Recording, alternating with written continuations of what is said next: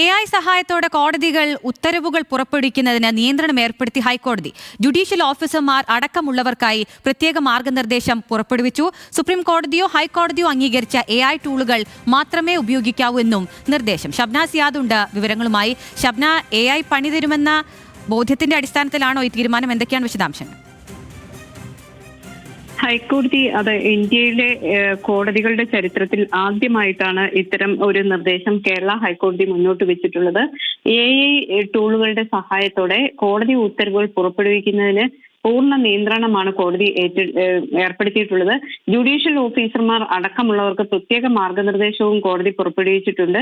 അതോടൊപ്പം തന്നെ അംഗീകൃത IT ടൂളുകളുടെ കാര്യത്തിൽ എന്തെങ്കിലും അപാകത കണ്ടാൽ ഹൈക്കോടതിയുടെ IT വിഭാഗത്തെ അറിയിക്കാനും ജുഡീഷ്യൽ ഓഫീസർമാർക്ക് നിർദ്ദേശം നൽകിയിരിക്കുന്നു. മാർഗനിർദ്ദേശങ്ങൾ ഇത്തരത്തിൽ കൃത്യമായി പാലിക്കപ്പെടണം എന്നാണ് കോടതി നിർദ്ദേശം നൽകിയിട്ടുള്ളത്. സുപ്രീം കോടതിയുടെയോ ഹൈക്കോടതിയുടെ അംഗീകരിച്ച IT ടൂളുകൾ മാത്രമേ ഉപയോഗിക്കാവൂ എന്നാണ് ഈ നിർദ്ദേശത്തിൽ പറഞ്ഞിട്ടുള്ളത്. നിലവിൽ AI ടൂളുകൾ ഉപയോഗിക്കുന്നുണ്ട്. അത് പക്ഷേ അംഗീകരിച്ച AI ടൂളുകൾ മാത്രമാണ്. വസ്തുതാപരമായ തെറ്റ് വരാൻ സാധ്യതയുള്ളതിനാൽ ജാഗ്രത വേണം എന്നാണ് ഇപ്പോൾ നിർദ്ദേശിച്ചിട്ടുള്ളത്. ChatGPT പോലുള്ള ക്ലൗഡ് അധിഷ്ഠിത AI ടൂളുകൾ ഉപയോഗിക്കരുത് എന്നും നിർദ്ദേശിച്ചിട്ടുണ്ട്. സുതാര്യത നിലനിർത്താൻ AI ടൂളുകൾ ഉപയോഗിക്കുന്നതിൽ നിയന്ത്രണം അനിവാര്യമാണ് എന്നാണ് മാർഗനിർദ്ദേശത്തിൽ പറഞ്ഞിട്ടുള്ളത്.